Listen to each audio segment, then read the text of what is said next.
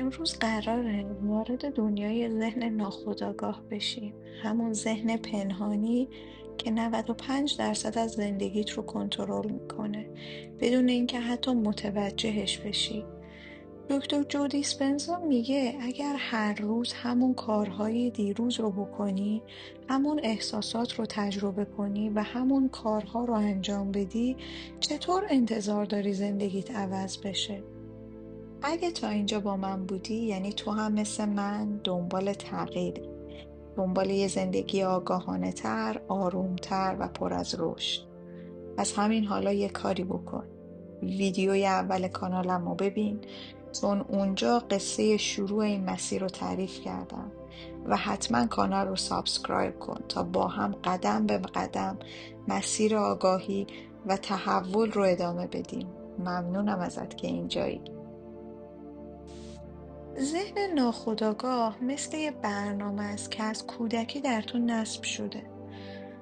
تمام باورها، ترسها، شرطی سازیها و حتی واکنشهای اتوماتیکت از اونجا میاد. تو ممکنه با ذهن آگاهت بگی من موفق میشم، ولی ناخودآگاهت هنوز باور داره که من لیاقت ندارم یا موفقیت سخته.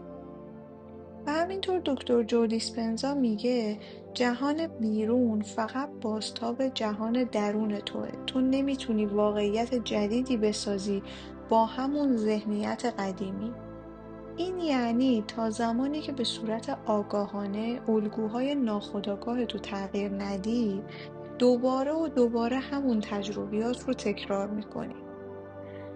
پس بهتر اینه که این چرخه رو بشکنی. دکتر دیسپنزا راهکارهایی داره که زندگی هزاران نفر رو عوض کرده. پس بیا با هم بریم سراغ مهمترین هاش. اولین قدم اینه که بدونی چی توی سرت میگذره. صبح که بیدار میشی چی فکر میکنی؟ امروز مثل بقیه روزاست، بازم نمیرسونم، من خستم. همین فکرهای تکراری همون احساسات قدیمی رو فعال میکنن و دوباره همون زندگی رو میسازن.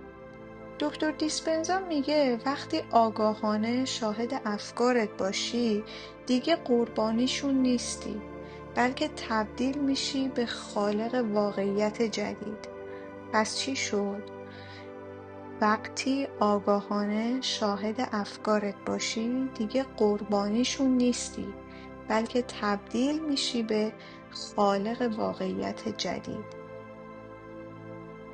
دیسپنزا تاکید میکنه که بهترین ابزار برای تغییر ذهن ناخودآگاه مدیتیشن هدایت شده است. حالا چرا خوبه؟ چون توی مدیتیشن وارد امواج مغزی آلفا و تتا میشی و این دقیقاً جاییه که ناخودآگاهت برنامه ریزی میشه. توی این حالت میتونی باورهای محدود کنندت رو شناسایی کنی و تصویرسازی ذهنی از خود جدیدت بسازی. خودت رو ببین، حس کن، باور کن. نه کسی که هستی، بلکه کسی که میخوای بشی. برای خلق واقعیت جدید فقط فکر کافی نیست. تو باید احساسات جدیدی رو هم توی بدنت فعال بکنی. عشق، شور، آزادی، قدردانی.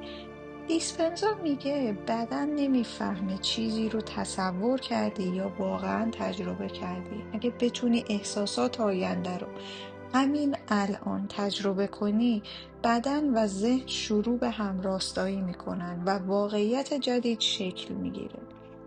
ذهن ناخودآگاه از طریق تکرار برنامه ریزی شده. برای همین باید هر روز تمرین کنی.